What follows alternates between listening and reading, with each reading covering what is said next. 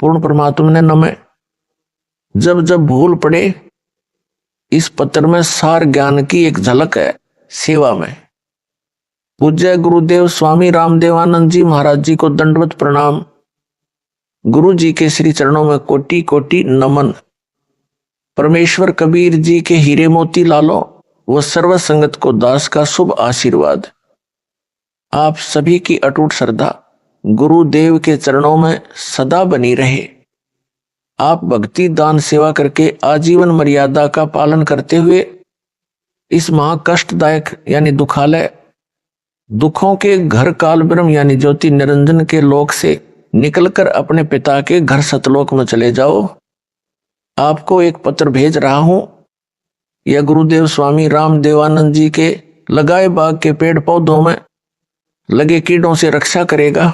यह स्प्रे का काम करेगा। काल के दूतों से बचाव के लिए रक्षा कवच बनेगा। इसको पढ़कर भी जो काल के भेजे दूतों से किनारा नहीं करेगा वह परमेश्वर कबीर जी का हंस नहीं है, वह काल की फरद में चढ़ा है। संत गरीबदास जी ने सब ओर से स्पष्ट कर रखा है। कहा है कि गरीब सटदल दोनों दिन का दिल में दोष न धार। सतगुरु का कोई एक है काल का भरा संसार। अर्थात जो मार्गदर्शक गुरु पद पर परमेश्वर का भेजा संत है उसे सांत्वना देते हुए कहा है कि जो परमेश्वर कबीर जी की शरण नहीं आते या आकर फिर काल के दूतों के खेमे में चले जाते हैं उस कारण से महादुखी ना हो। उनके प्रति दोष दिल में ना मान कि इतना समझाने के बाद नरक में जा रहे हैं। जो सठ दल यानी जो 6 पंथ हैं उस समय तक अन्य पंथ नहीं चले थे, गिरी पुरी नाथ वैष्णव आदि आदि, तथा दोनों धर्मों हिंदू तथा मुसलमान के व्यक्तियों को काल ब्रह्म ने जकड़ रखा है। ये सब काल की फरद में चढ़े हैं। सतगुरु का तो कोई कोई हंस यानी भगत तथा भगत मती है, वह दृढ़ रहेगा। सर्व संगत के लिए यह पत्र संजीवनी से कम नहीं है। इसको महीने में या जब इच्छा हो अवश्य सुनते या पढ़ते रहना है। इसको नित्य पाठ की बजाय मासिक पाठ समझकर जब इच्छा हो अवश्य पढ़ना या सुनना है। यह रोग प्रतिरोधक जड़ी यानी काल के प्रभाव को रोकने का काम करेगी। अपनी भक्ति क्रियाओं पर दृढ़ विश्वास बनेगा। विश्वास के बिना भक्ति सफल नहीं होती। आशा करता हूं जो काल के दूतों के जाल में फंसे हैं वे भी पुनः विचार करेंगे, अपने निज घर की सुध लेंगे, जीवन की रक्षा करेंगे और अन्य सुरक्षित रहेंगे। हे मानव शरीर प्राप्त प्राणियों, आपको अनमोल अवसर मिला है अपना कल्याण करवाने का। सब सद्ग्रंथ तथा सब पहुंचे हुए संत यानी परमात्मा प्राप्त संत तथा स्वयं परमेश्वर कबीर जी बताते हैं, जो उनकी अमर वाणी में अंकित हैं कि मानो स्त्री पुरुष का जन्म दुर्लभ है, यह बार बार नहीं मिलता। जैसे प्रमाण मिलता है कागभूषण का, उसने यही बताया है कि मैंने अनेकों मानव जन्म बिना भक्ति के व्यर्थ किए। कुछ परिस्थिति ऐसी बनी जिस कारण से एक गुरु बनाया जो भगवान शिव का उपासक था। मेरे से भयंकर गलती हुई, मैंने अपने गुरु का खड़ा होकर सम्मान नहीं किया, जिस कारण से मेरे को भगवान शिव ने आकाशवाणी द्वारा श्राप दिया कि तूने अपने गुरु का अपमान किया है, मेरे लोक में आने योग्य तू नहीं है, तेरे को 1 लाख वर्ष तक नरक में डाला जाएगा। ये आकाशवाणी गुरु जी ने भी सुनी। गुरु जी को पता नहीं था कि इसने ऐसी गलती की है। तब गुरु जी ने कहा कि भगत परमात्मा शिव जी से क्षमा याचना कर। कागभूषण को साथ लिया। गुरु जी ने भगवान शिव से आंखों में पानी भरकर याचना की कि हे भगवान, बालक है, गलती हो गई, क्षमा करो। ऐसी प्रार्थना कई घंटों की।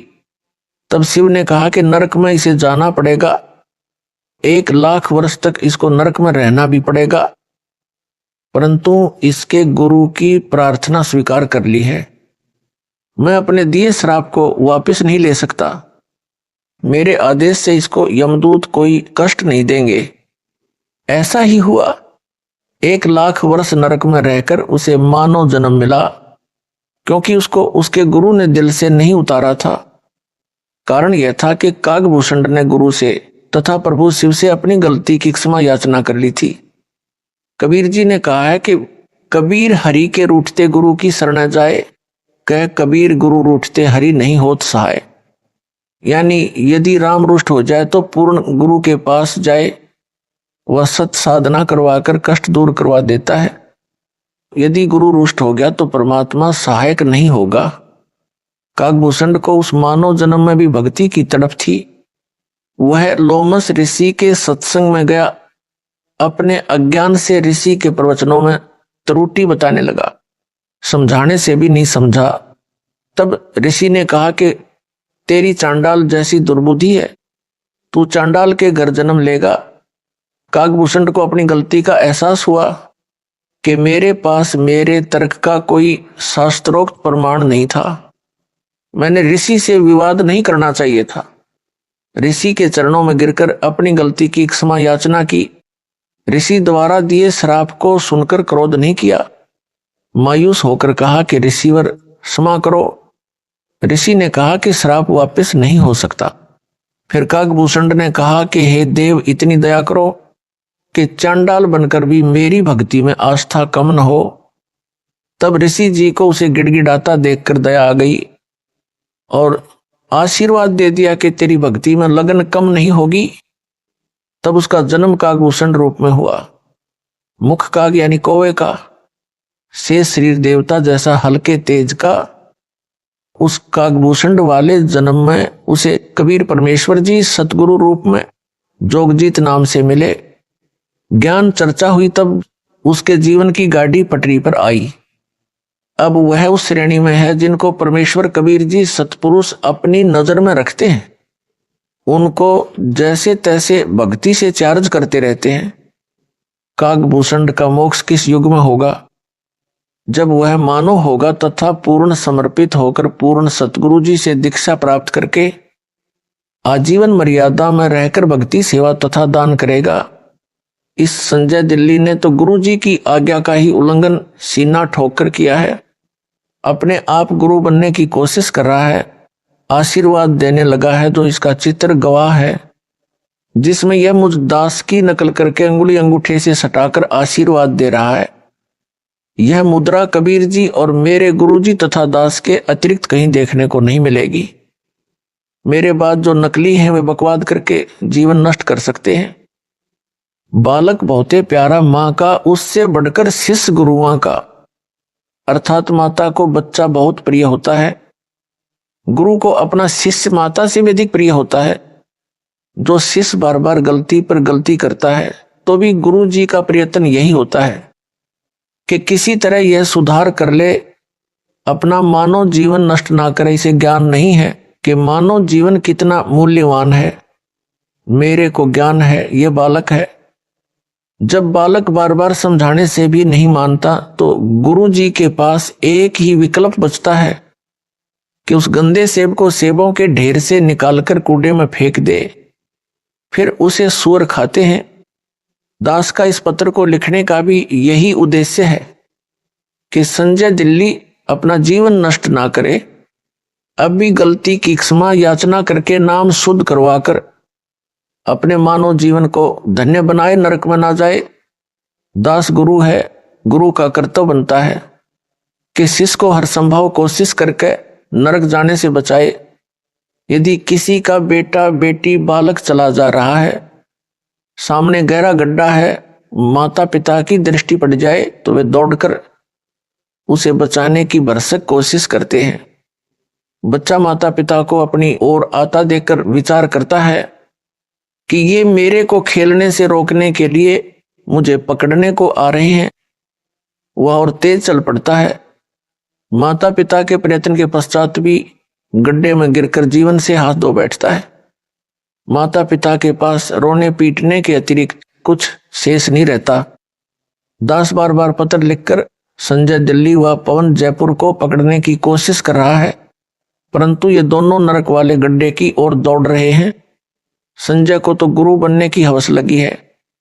जो माँ बाप का कार्य है मानव समाज के साथ विश्वासघात है, गुरु जी के साथ विश्वासघात है। अब इसको मान बढ़ाई का रोग लग गया है। यह काल का दृढ़ जाल है। कबीर जी ने कहा है कि कबीर राज तजना सहज है, सहज त्रिया का नेह। मान बढ़ाई ईर्ष्या दुर्लभ तजना, ये अर्थात मनुष्य राज तथा पत्नी का मोह त्याग सकता है।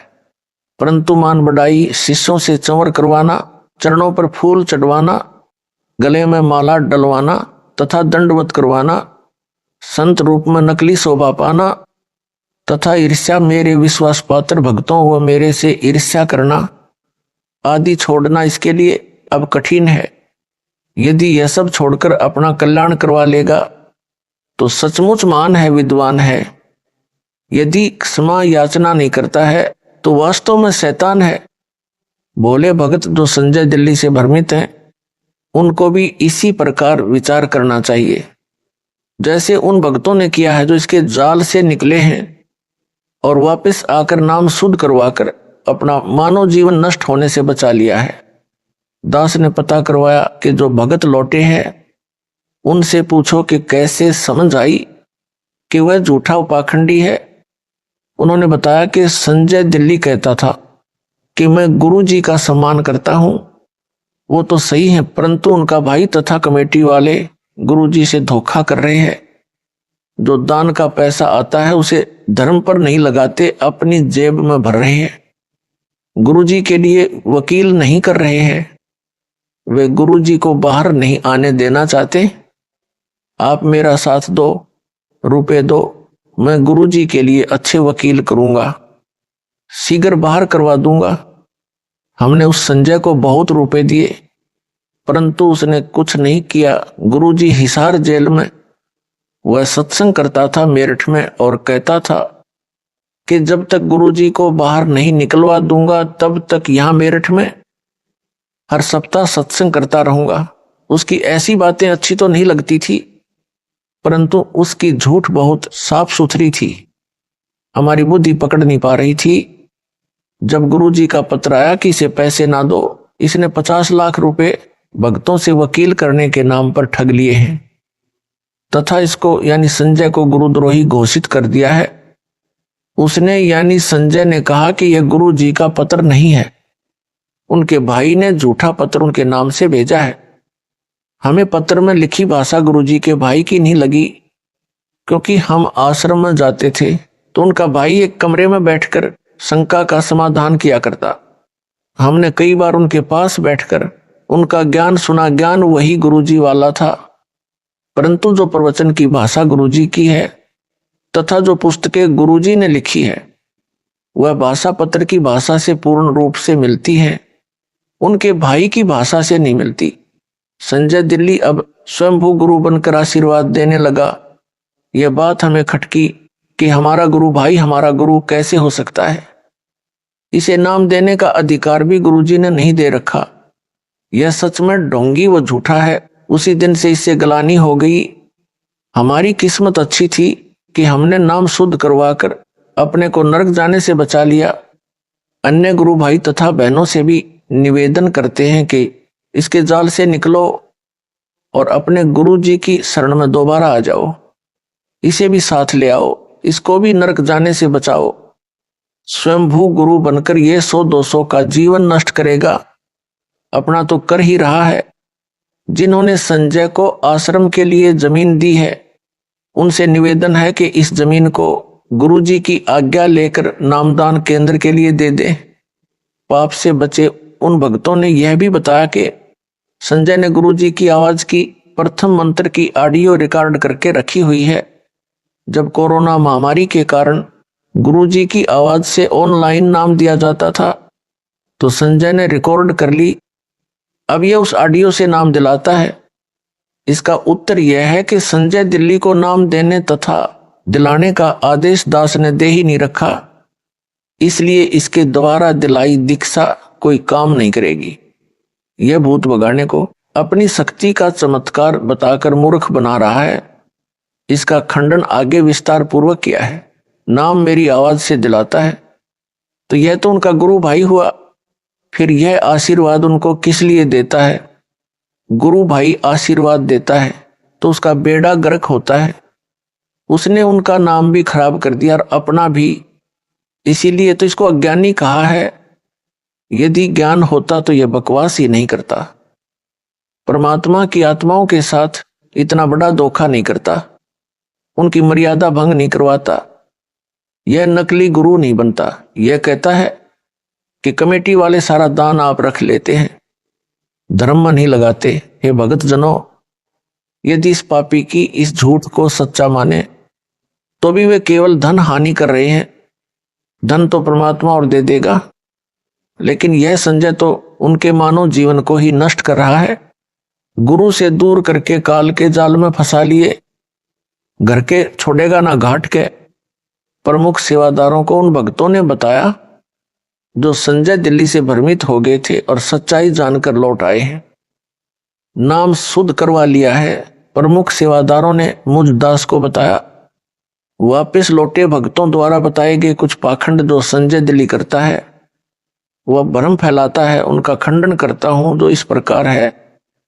संजय दिल्ली कहता है कि मेरे आश्रम में चाय नहीं बनेगी, आश्रम में दवाई नहीं रखी जाएगी, मेरे आशीर्वाद से वैसे ही रोग ठीक हो जाते हैं। उत्तरदास का जिसको दूध पीने को मिले चाहे कितनी बार पिए, दही खाने को मिले, हलवा व खीर प्रतिदिन खाने को मिले, उसे चाय की क्या आवश्यकता है। यह भक्तों के दान की रुपयों से मौज मस्ती कर रहा है। रही बात दवाई आश्रम में ना रखने की, यह कुछ दिन का ड्रामा है। एक समय ऐसा आएगा यह स्वयं दवाइयां खाएगा। एक ऐसा ही पाखंडी था, वह भी सरेआम सत्संगों में प्रवचन करते समय दावा करता था कि मैं कभी रोगी नहीं होऊंगा। यदि मैं रोगी हो जाऊं और दवाई खाऊं तो मेरे मुंह में मूत देना।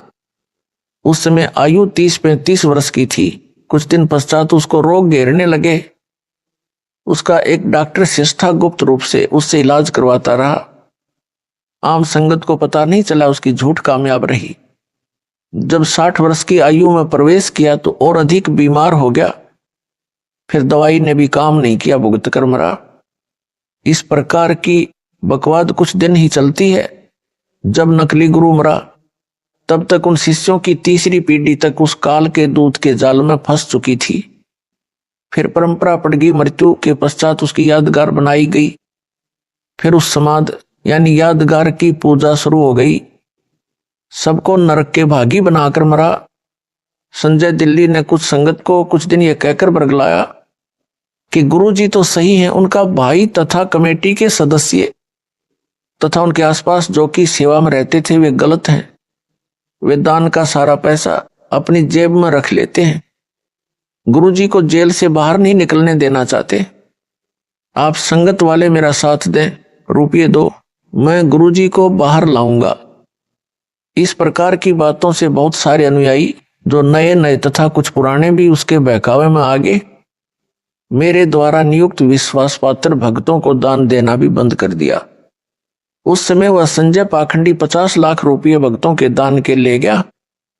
एक भी वकील नहीं किया आज तक। जब दास को पता चला कि संजय दिल्ली तथा पवन जयपुर ने इस प्रकार संगत को भरमा दिया है, तब सख्त कदम उठाए, संगत को संभाला। दास ने जेल जाने की लीला यह देखने के लिए की है कि मेरे सतलोक जाने के पश्चात संगत वाले इस अनमोल मिशन को कैसे चलाएंगे।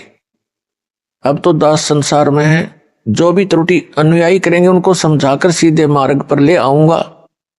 यदि कोई भगत या भगत मति समझाने के पश्चात भी सुधार नहीं करेगा तो वह हमारे काम का नहीं है, वह तो चेडू है। चेडू क्या है यह बताता हूं। दूध से दही और दही से मक्खन बनता है। मक्खन अधिक समय ठीक नहीं रहता, इसलिए उसे गर्म किया जाता है। गर्म करने के पश्चात जो लस्सी घी में होती है वह ऊपर आ जाती है, जो कई दिन घी में रहने से खराब हो जाती है। वह लस्सी नहीं कही जाती, उसे हरियाणा में चेडू कहते हैं। यानी बेकाम का पदार्थ होता है। उसको एक बर्तन में डालकर उसमें ठंडा पानी डालकर कुछ देर छोड़ दिया जाता है। यदि थोड़ा बहुत घी उसमें रह गया होता है वह जम जाता है।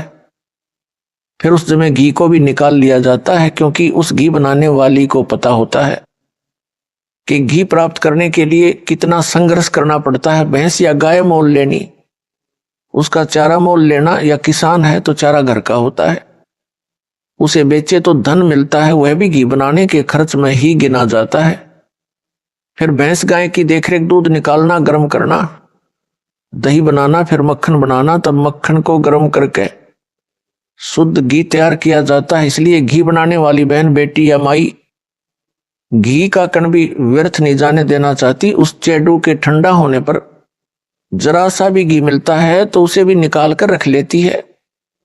उसको शुद्ध घी इतना प्रिय होता, घी का एक कण भी नहीं छोड़ती। फिर उस चेडू फुई को फेंक देती है। इसी प्रकार दास ने सन 1994 से 2014 तक तथा वर्तमान तक सत्संग की वीडियो यानी नूरी शरीर से ज्ञान समझाकर सत्संग पर सत्संग सुनाकर सर्व सदग्रंथों को वीडियो के माध्यम से सबको दिखाकर संगत रूपी मक्खन निकाला है।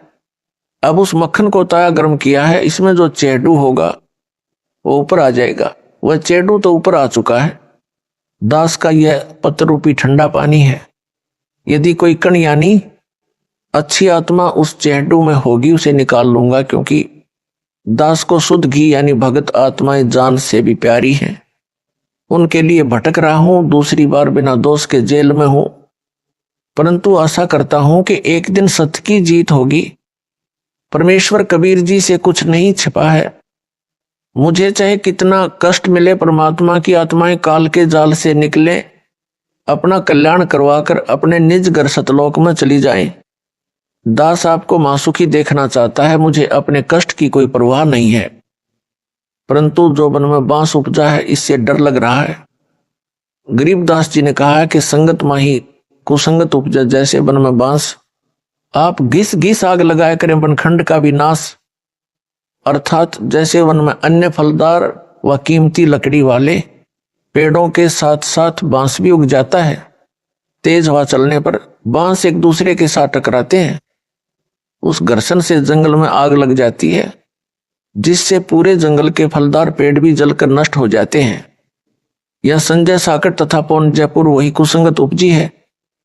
कुछ संगत के भगत भी इनके साथ लगे थे। जब दास को पता चला कि संजय व पवन नाम के दो जालिम संगत में आग लगा रहे हैं, तब सब संगत को आदेश दिया कि इनका साथ छोड़ दो। जिन भक्तों को मैंने जिम्मेदारी दे रखी है उनकी बातें मानो। दान के सब पैसों का हिसाब दास के पास आता है, एक पैसा भी गलत प्रयोग नहीं हो रहा। कमेटी वालों ने सब हिसाब बनाकर संगत के पुराने भक्तों को दिखाया। इतना रुपया आज तक दान में मिला है, इतना वकीलों व भक्तों के घर सहायता तौर पर दिया गया है। संगत बहुत समझदार है, वह तुरंत मान गई और दास ने संजय दिल्ली तथा पवन जयपुर को गुरुद्रोही घोषित कर दिया। फिर तो सब संगत उनसे किनारा कर गई। कुछ भोले नए भगत थे, वे अभी तक इस जालिम संजय की बातों में फंसे हैं। उनको सतर्क करने के लिए यह पत्र भेजा है। आशा करता हूं कि बुद्धिमान भगत भगतमती इस पत्र को पढ़कर इसकी असलियत से परिचित होकर इससे दूर हो जाएंगे, नाम शुद्ध करवाकर अपना मानव जीवन धन्य बनाएंगे। संजय साकट दिल्ली के खेमे को छोड़कर आए भक्तों ने जो और जानकारी दी थी उसका खंडन आगे और करता हूं। संजय दिल्ली अपने को श्री सिख गुरु नानक देव जी की आत्मा बताता है, यह सफेद झूठ है।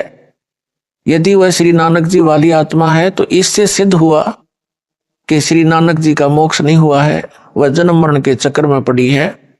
जो वर्तमान में संजय रूप में जन्मी है, मोक्ष प्राप्त प्राणी वह है जो कभी लौटकर संसार में कभी जन्म न ले। श्री नानक जी को स्वयं सतपुरुष कबीर साहिब कबीर देव बेई नदी पर स्नान के समय मिले थे, सतलोक लेकर गए थे, फिर पृथ्वी पर उसी शरीर